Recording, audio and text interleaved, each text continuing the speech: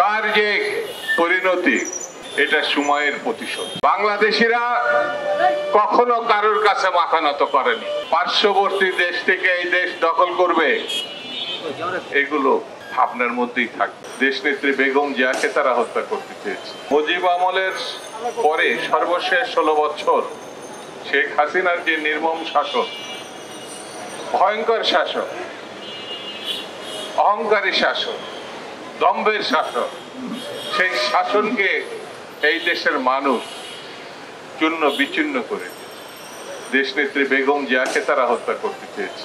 তারা একসময় প্রকাশ্যে জবরদস্তি প্রধানমন্ত্রী সেজে এইরকম মারাত্মক কথা সাবেক প্রধানমন্ত্রী বেগম খালেদা জিয়ার সম্বন্ধে বলবে কেউ, এটা আমরা ভাবি না।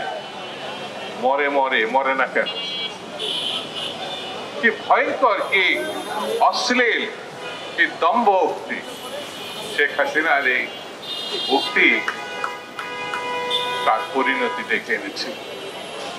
তার যে পরিণতি এটা সময়ের প্রতিশোধ। এখন যেখানে আছে কীটদাসের মতো, আশ্রিতার মতো, এটাই তার আসল জায়গা, আসল ঠিকানা। কেউ যদি মনে করে পার্শ্ববর্তী দেশ থেকে এই দেশ দখল করবে, এগুলো ভাবনার মধ্যেই থাকবে। কারণ বাঙালি এবং বাংলাদেশিরা বীরের জাতি। বাংলাদেশিরা কখনো কারোর কাছে মাথা নত করেনি। সে পাকিস্তানি অথবা স্বৈরাচারী শাসক, এটা কখনো তারা সহ্য করেনি, কখনো তারা এটা মেনে নেয়নি। যে জাতি রক্ত দিতে পারে, জীবন বিপন্ন করে উৎসর্গ করতে পারে, যে জাতির শিশু, কিশোর, তরুণরা বিদ্রোহী হয়, সেই জাতিকে কেউ কখনো পদোন্নত করতে পারে, এটা ভাবার কোনো কারণ নেই, চিন্তার কোনো কারণ নেই। এই দেশেও সেটা হয়নি। বাংলাদেশে সহসা একটি নির্বাচন হতে হবে, যে নির্বাচনের মধ্য দিয়ে নির্বাচিত পার্লামেন্ট হতে হবে, যে পার্লামেন্টের মধ্য দিয়ে একটি সরকার তৈরি হতে হবে।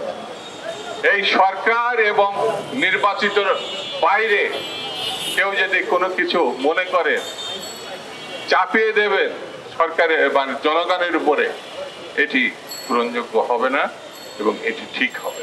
আমরা সরকারকে সমর্থন দিয়েছি গণতন্ত্রের প্রশ্নে, আমরা সরকারকে সমর্থন দিয়েছি, টিকিয়ে রেখেছি একটি ভালো নির্বাচনের জন্য।